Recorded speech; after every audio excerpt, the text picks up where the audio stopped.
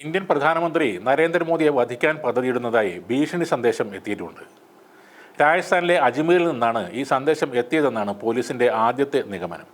2 ISI ഭീകരർ ഇന്ത്യയിൽ നുഴഞ്ഞുകയറിയിട്ടുണ്ടെന്നും ഇവിടെ സ്ഫോടനം നടത്താൻ അവർ പദ്ധതിയിടുന്നുണ്ട് എന്നുമായിരുന്നു ഭീഷണി സന്ദേശം. പ്രധാനമന്ത്രിയെ വധിക്കാനാണ് ഇവരുടെ ലക്ഷ്യമെന്നും ആ സന്ദേശത്തിൽ പറയുന്നുണ്ട്. സംഭവത്തിൽ FIR രജിസ്റ്റർ ചെയ്ത് അന്വേഷണം ആരംഭിച്ചതായി പോലീസ് പറഞ്ഞു. മുംബൈ ട്രാഫിക് പോലീസിന്റെ ഹെൽപ്പ് ലൈനിലാണ് ഈ വാട്സപ്പ് വഴിയുള്ള സന്ദേശം എത്തിയത്. സന്ദേശം അയച്ച വ്യക്തി ചിലപ്പോൾ മദ്യലഹരിയിൽ ആയിരിക്കാം അയച്ചതെന്നും പോലീസ് സംശയിക്കുന്നുണ്ട്. ഇതിനു മുൻപും മുംബൈ ട്രാഫിക് പോലീസിന്റെ ഹെൽപ്പ് ലൈൻ നമ്പറിലേക്ക് വ്യാജ സന്ദേശങ്ങൾ ലഭിച്ചിട്ടുണ്ട്.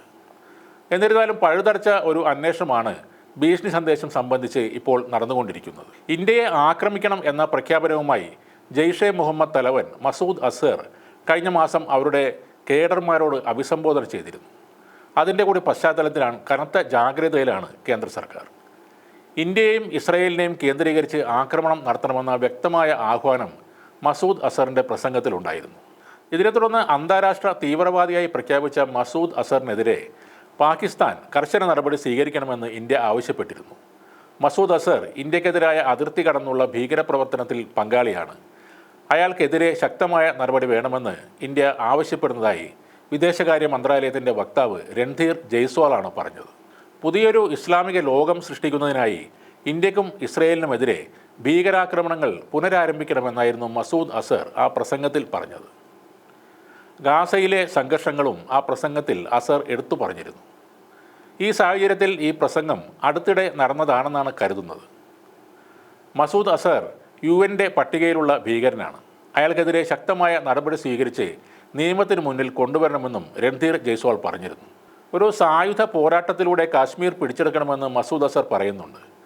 ബാബറി മസ്ജിദ് വിഷയവും മസൂദ് അസർ അതിൽ പരാമർശിക്കുന്നുണ്ട്.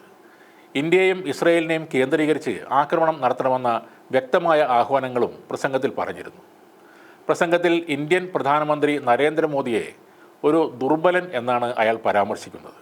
നിലവിൽ ജെയ്ഷെ മുഹമ്മദ് ലക്ഷ്യം വെക്കുന്നത് ഇന്ത്യയെയും ഇസ്രയേലിനെയുമാണെന്ന വ്യക്തമായ സൂചനയാണ് മസൂദ് അസർ നൽകുന്നത്. അതുകൊണ്ട് തന്നെ ഇത്തരം ഭീഷണികൾ പലപ്പോഴും വ്യാജമാകാമെങ്കിലും സൂക്ഷിക്കുക തന്നെ വേണം. തകർന്നു നിൽക്കുന്ന പാകിസ്ഥാൻ സർക്കാരിനും ഇന്ത്യക്കെതിരായ തീവ്രവാദികളുടെ നീക്കത്തിൽ സന്തോഷമുണ്ടാകും. അവർ തന്നെ ഇത്തരം ആളുകൾക്ക് സഹായം നൽകാനും സാധ്യതയുണ്ട്.